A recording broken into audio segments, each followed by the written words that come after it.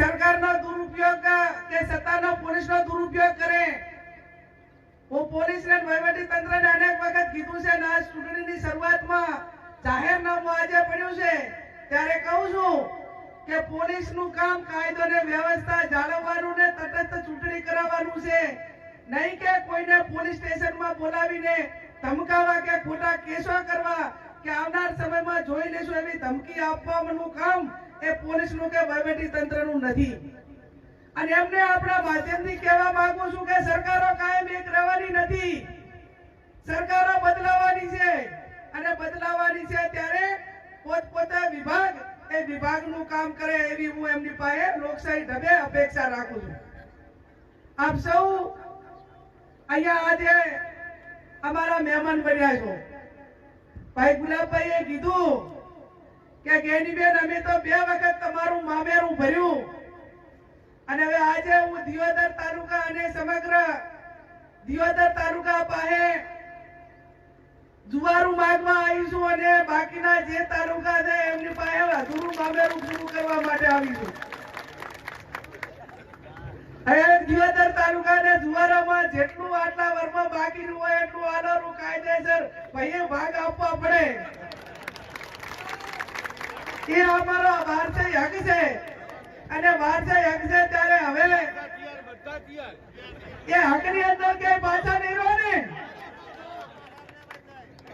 બહારની જનતાએ તો કુવાસી હોવા છતાં 20 વર્ષથી ત્યાં હાચવી છે। હવે બધાની જવાબદારી તમારી છે કે એક એવી દીકરીને 28 વર્ષમાં તૈયાર કરી છે કે એ દીકરીએ બનાસકાંઠા જિલ્લાનું ગૌરવ વધાર્યું છે અને ઠાકોર સમાજને કોલર ઊંચો કરીને એને એ સ્થિતિનું નિર્માણ કર્યું છે। મને ઘણી વખત બળદેવજીના બધાય કે ખરેખર આ ગેનીબેને અમને ગૌરવ અપાયું છે કે આટલા 25 વર્ષમાં રાજકારણમાં હોવા છતાં એ ચાહે વાડા પાણી હેઠ નથી આવી અને કોઈ સમાજનો ઠપકો નથી આવ્યો। ત્યારે સાહેબ હું તમને ખાતરી આપું છું મોવડી મંડળને અને સમાજના આગેવાનોને પણ ખાતરી આપું છું કે તમારી બેન દીકરી તમારી વહુવર ચાહે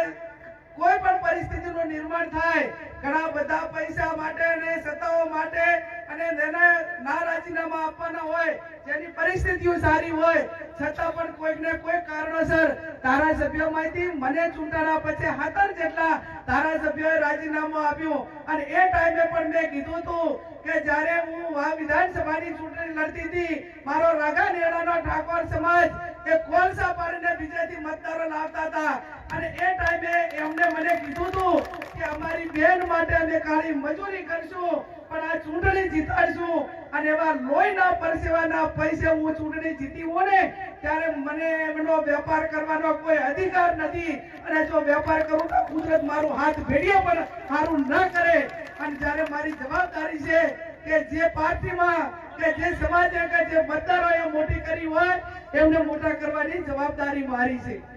આ કોંગ્રેસ પાર્ટીએ ટિકિટ આપી છે। આપ સૌને ફરી 2 હાથ જોડીને વિનંતી કરું છું કે હજી મીટિંગો અલગ અલગ થશે। આજે જે સંખ્યામાં આવ્યા છે એનાથી 50 ગણી સંખ્યામાં જેતરે પાલનપુર ફોર્મ ભરવા જવાનું હોય ત્યારે ફોર્મ ભરતી વખતે સમગ્ર બનાસકાંઠા જિલ્લાના એક નારો છે કે બનાસની બેન ગેનીબેન